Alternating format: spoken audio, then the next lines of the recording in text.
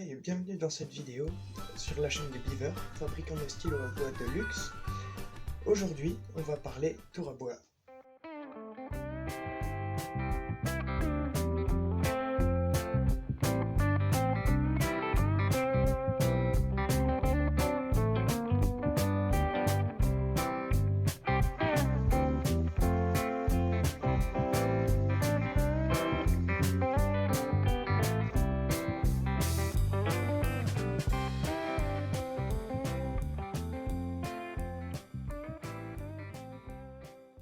Alors voilà, comme promis, je te fais une vidéo sur les tours à bois achetés, 5 tours à bois achetés en dessous de 450 €.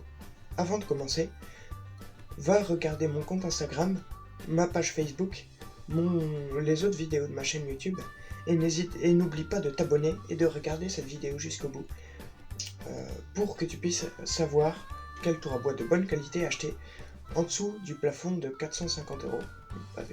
Voilà.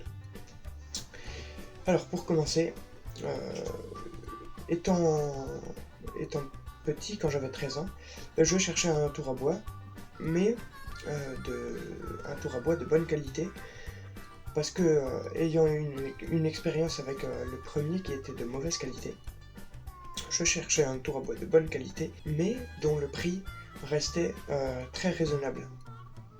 C'est-à-dire que quand on a 13 ans, on ne peut pas se permettre d'acheter des tours à bois à des prix exorbitants. Du coup, ce que je me suis dit, c'est que vous pourriez être intéressé de connaître cette liste de tours à bois, parce que c'est ce dont j'aurais eu besoin personnellement quand je cherchais. Alors, pour commencer, le premier tour à bois vient de la gamme Holtzmann. Un tour à bois d'établi, c'est tous des tours à bois d'établi. Alors, qu'est-ce qu'il a de particulier, le tour à bois D460 de chez Holtzmann? Eh bien, c'est un tour à bois de bonne qualité. Il a un variateur de vitesse et il peut tourner des pièces assez correctes. Mais l'inconvénient, je pense, de ce tour à bois, c'est que vu le prix quand même très bas, et je crois que c'est 250, je vous mettrai les liens de toute manière.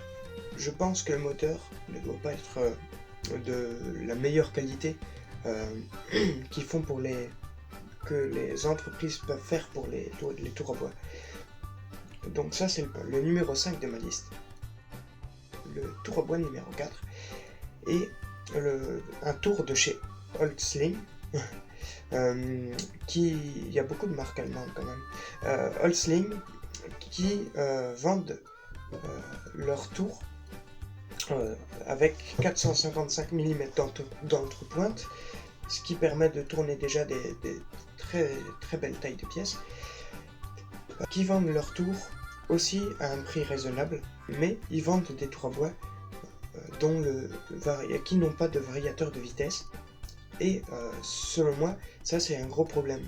Ça reste des très bons tours à bois. J'imagine que les moteurs sont très performants, que tout va très bien, mais le gros désavantage, c'est qu'il n'y a pas de variateur de vitesse.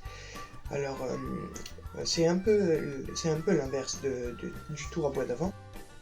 Le tour à bois suivant, le tour à bois numéro 3 de la liste, c'est un tour à bois de chez Schepasch. Je sais pas comment ça se prononce, Schepar. Ce tour à bois ressemble un peu au tour à bois Jean l'ébéniste,